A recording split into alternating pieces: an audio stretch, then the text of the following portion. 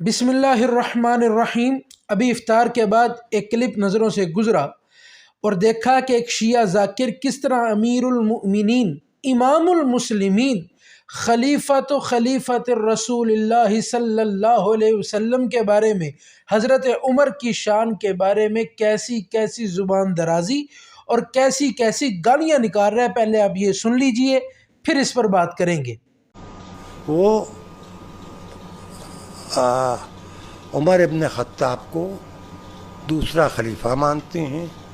عمر کے لیے انہوں نے حدیثیں جو 30 سال رسول کے بعد دمشق کی فیکٹری میں حدیثیں گڑھی گئیں، اس میں یہاں تک کہ گڑھی گئی حدیث کہ رسول اللہ نے کہا کہ اگر میرے بعد کوئی نبی ہوتا تو وہ عمر ہوتے، جبکہ یہ بات رسول کے شان رسالت کے خلاف ہے کہ رسول ایک ایسے شخص کو کہ جو شراب کا عادی، جس کا پرسنل کیریکٹر بہت خراب، جس کی ماں کا کیریکٹر اچھا نہیں، جس کا خاندان بہت ہی گھٹیا، اور جو نہایت جھوٹا اور نہایت مکار اور اعلیٰ درجے کا کافر اور حالات کے تحت مسلمان ہو گیا، اس کو رسول کہیں کہ اگر میرے بعد کوئی نبی ہوتا تو عمر ہوتے۔ یہ کلپ جامعہ امینیہ رضویہ شیخ کالونی کی طرف سے اور سجادہ نشین حضور امام المناظرین کی خاص ہدایات پر تیار کیا جا رہا ہے، تو دعا کرو اللہ تعالیٰ ان کو بھی ہمیں بھی سیدھے رستے پر رہنے کی توفیق عطا فرمائے۔ سب سے پہلے تو ایک بات ان حضرات سے کہنا چاہوں گا جو خود کو اہل سنت کہلواتے ہیں، یعنی کہ دیوبندی حضرات اور اہل حدیث حضرات۔ دیوبندیوں میں بھی دونوں گروپ، حیاتی اور مماتی گروپ، یہ دونوں سن لیں۔ کیا میرے دادا جان امام المناظرین جامع امت حضرت علامہ مولانا محمد سعید احمد اسد صاحب بار بار یہ نہیں کہتے تھے کہ اتحاد قرآن و سنت پر کر لو، قرآن و سنت پر اپنے جھگڑوں کو ڈال کر جو قرآن فیصلہ کرے اس قرآن کے مطابق اپنا عقیدہ بنا لو، قرآن کے مطابق اپنے معاملات کو سیدھا کر لو، وگرنہ یہ وقت آئے گا کہ صحابہ کے خلاف بولنے والے اور الحاد کو پرموٹ کرنے والے تیسرے قادیانی دن دناتے پھریں گے۔ کیا یہ نہیں فرمایا تھا؟ دوسری بات یہ، پاکستان پر ایک نازک وقت ہے، اہل اسلام پر ایک نازک وقت ہے۔ دشمن کو اس کی سلامتی کبھی برداشت نہیں ہوئی آج تک، نہ آگے ہوگی۔ دشمن اس کو پارا پارا دیکھنا چاہتا ہے، دشمن کی آنکھوں میں یہ چبھتی ہے بہت چیز، اور وہ ایسے ہی فتنے ڈالتا ہے، کبھی کسی صورت میں کبھی کسی صورت میں۔ ان کو چاہیے، دیکھیں جب یہ آتے ہیں میڈیا کے سامنے یا جب ان سے کوئی ڈاڈا بندہ پوچھ لیتا ہے تو کہتے ہیں مقدسات اہل سنت کی تو ہم احترام کریں گے۔ جب تنہا بیٹھتے ہیں، اپنے بندوں میں بیٹھتے ہیں، تو دیکھیے کیسے تقیہ کی زبان یہ استعمال کرتے ہیں۔ اللہ تعالیٰ کی پناہ، اللہ تعالیٰ ان کو ہدایت عطا فرمائے۔ انہوں نے کہا شرابی تھے، پھر کہا کریکٹر نہیں ٹھیک تھا، ماں کا کریکٹر معاذ اللہ نہیں ٹھیک تھا۔ میں پوچھتا ہوں، ذرا سوچ سمجھ کے بولا کیجئے، آپ کو تو یہ نہیں پتا آپ کس کے خلاف بول رہے ہیں؟ حضرت علی، اہل بیت، جتنے بھی مولا مشکل کشا سمیت جتنی بھی اہل بیت تھی، حضرت عمر کے ہاتھ پر انہوں نے بیت بھی کی، ان کے پیچھے نمازیں بھی پڑھی، ہاتھ باندھ کر پیچھے کھڑا ہوا کرتے تھے یہ سارے۔ ذرا خود سوچئے، جو پیچھے ہاتھ باندھ کر کھڑے ہیں ان کو نہیں پتا تھے یہ سارے معاملات؟ کیا حضرت علی کی یہ شان تھی، اہل بیت کی یہ شان تھی؟ ان کو چاہیے اور ان کے آقاؤں کو چاہیے اور حساس اداروں کو چاہیے کہ پاکستان کی سلامتی کو داؤ پر نہ لگائیں، اہل اسلام کے امن کو داؤ پر نہ لگائیں۔ دیکھیں حضرت عمر امیر المومنین، حضرت عمر رضی اللہ تعالیٰ عنہ خلیفۃ الرسول، ان کی تو یہ شان ہے کہ لاکھوں نہیں، کروڑوں نہیں، اربوں مسلمان ان کے نام لینے کو سعادت سمجھتے ہیں اور ان کے نام کی محافل سجانے کو اپنے لیے بہت بڑا اعزاز سمجھتے ہیں، جن کے بارے میں یہ بولا جا رہا ہے تاکہ مسلمانوں میں پھر تفرقہ کی، فرقہ ہونے کی آگ دوبارہ پھیلے۔ اللہ تعالیٰ ان سے بچائے۔ پھر انہوں نے کہا حضرت عمر کا تو خاندان گھٹیا تھا۔ معاذ اللہ، حضرت عمر کے خاندان کا نام تو بتائیں کیا تھا؟ قریشی تھے۔ اور قریشی کون ہے؟ اہل بیت بھی قریشی، نبی علیہ الصلوۃ والسلام کا خاندان بھی قریشی۔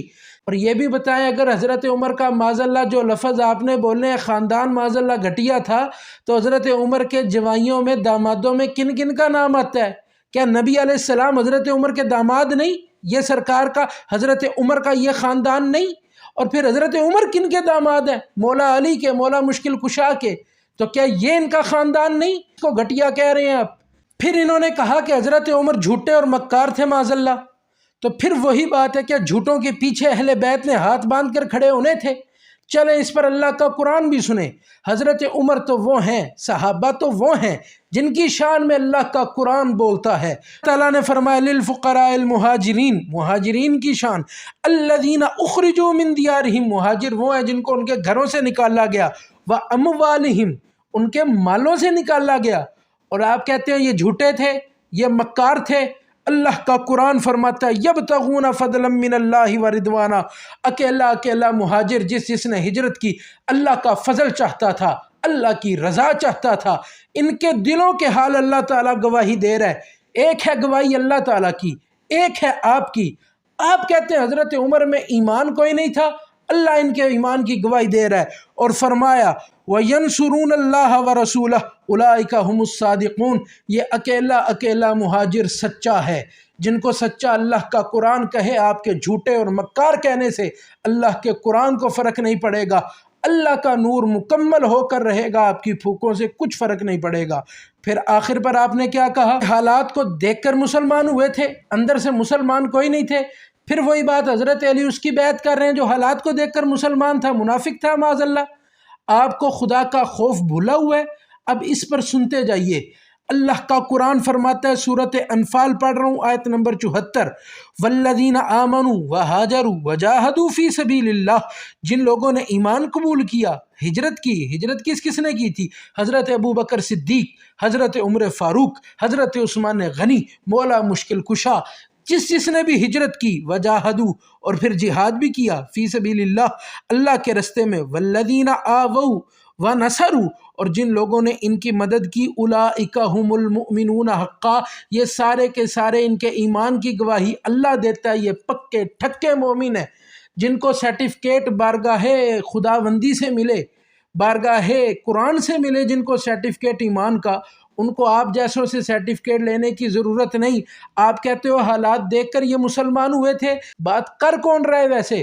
یہ وہ بات کر رہے ہیں جن کو میڈیا کے سامنے پوچھا جائے، یا جو ہلکے سے حالات سے ڈر کے فوراً تقیہ کرتے ہوئے کہتے ہیں ہم مقدسات اہل سنت کا خیال کرنے والے ہیں، ان کا احترام کرنے والے ہیں، اور جب بھی موقع ملتا ہے تو کیا کچھ مقدسات اہل سنت کے بارے میں نہیں کہتے۔ یہ تو نسبت رسول کا خیال نہیں کر رہے، یہ تو نسبت اہل بیت کا خیال نہیں کر رہے۔ اور حضرت عمر نے تو اس وقت اسلام قبول کیا تھا جب مومن اسلام قبول کرنے والے بہت تھوڑے تھے، 40 بندے، اور پورا شہر خلاف ہے۔ اس وقت حالات کس کے طرف تھے؟